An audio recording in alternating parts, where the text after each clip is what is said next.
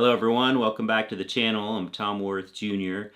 And I saw an article in the New York Times yesterday about, the Trump McDonald's stunt and how there was hundreds of people there for Trump and protesters against Trump. It was right outside of Philadelphia, kind of where Philly turns into the suburbs.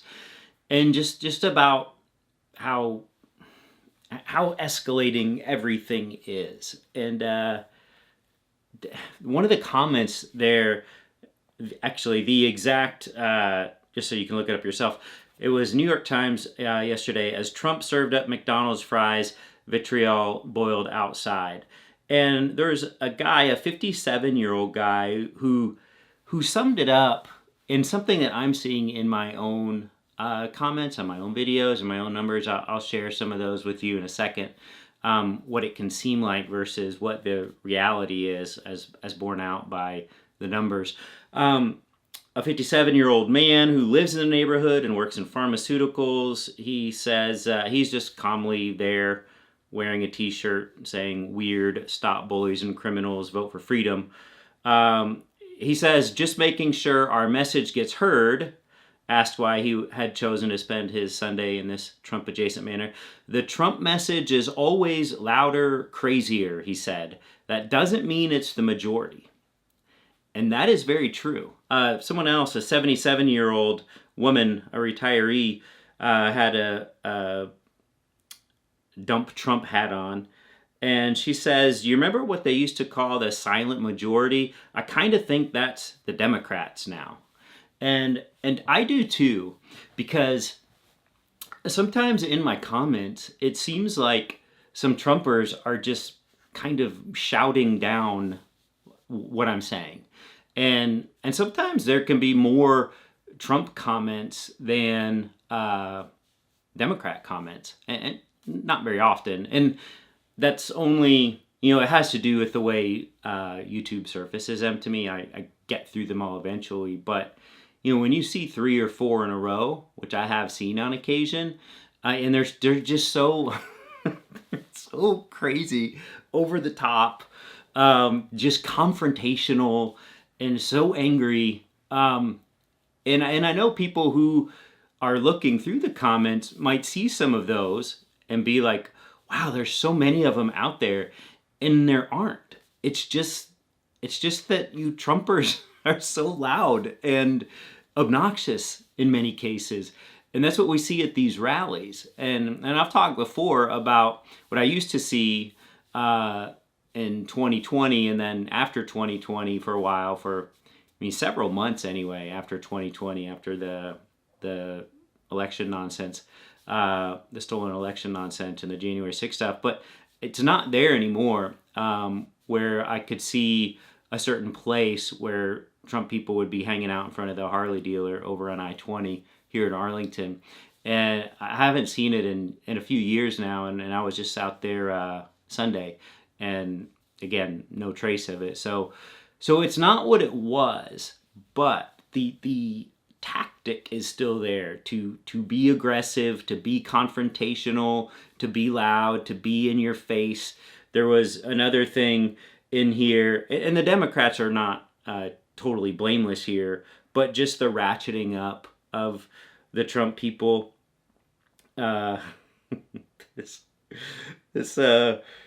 here because I find Trump unpatriotic, un-American, and downright treasonous," a 57-year-old veterinarian lady said.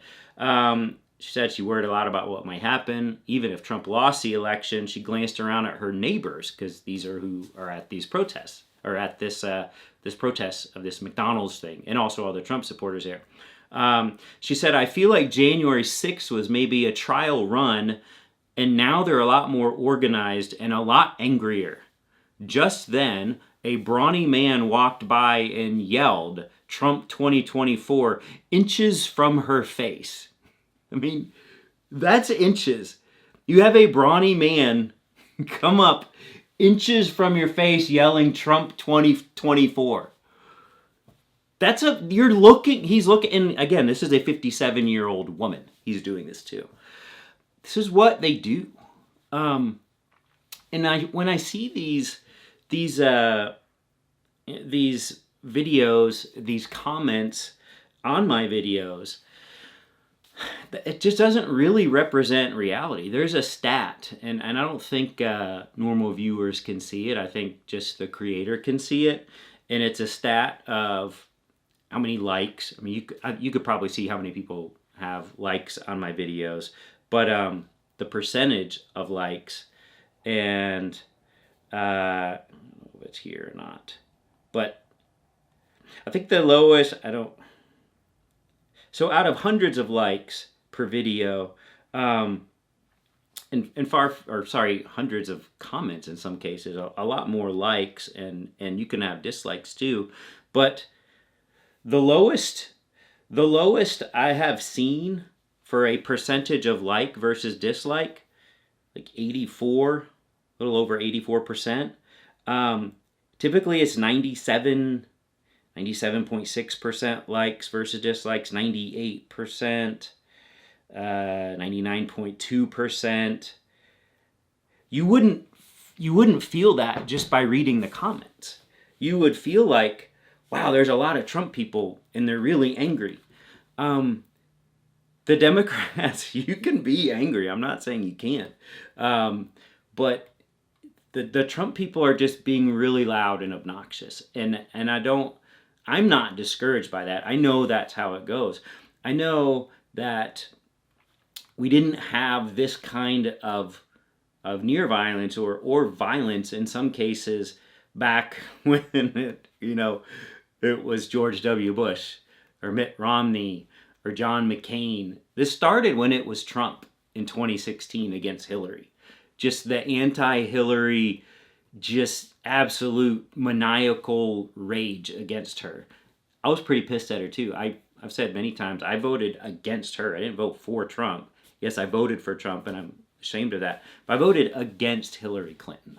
That's who I cast my vote for. And I'm not one to sit on the sidelines and say, well, I don't like this person, but I can't vote for that person, so I'm not going to vote for anyone. I will never do that. I will pick someone. If I really want one person less than the other, then I'll vote for the other person. And that's why I don't get so many Republicans who won't vote for Kamala Harris, even though they swear they're not going to vote for Donald Trump because of January 6th. Well, vote for Harris. I mean, it just it makes me so. Vote against the person you don't want to be in the office. That's what I did against Hillary Clinton, and that's really when it started with the Trump people. But then it was carried over to 2020 against Joe Biden. Like who hates Joe Biden, other than Trump people? And then that carried. Soon as he dropped out of the race, it carried over to Kamala Harris. Who's the common denominator here? Is it Hillary Clinton or Joe Biden or Kamala Harris? No, it's Donald Trump. He is the violence in this country, in the political process. And it's not going to stop until he is stopped again. I mean, we thought when we stopped him in 2020, that would be the end of it. How wrong we were. When we had all the election overturning attempts and the January 6th Trump insurrection. But I think this time around, he's barely holding it together. He's 78 years old. He's not going to do this again when he's 82.